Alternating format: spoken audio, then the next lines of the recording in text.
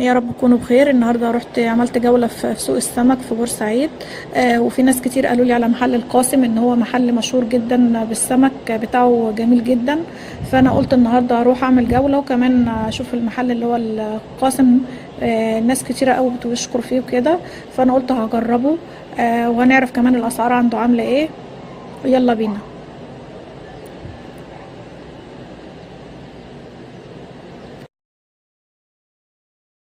وكده احنا وصلنا لمحل القاسم بتاع السمك، هنشوف الاسعار.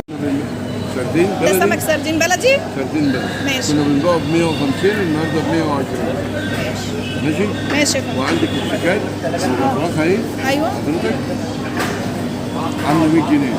حلو. ماشي. وبطرخ الواحد. وعندك الكريماري عامله 220. 22. بنبيعها ب 200 النهارده. طب كويس والله.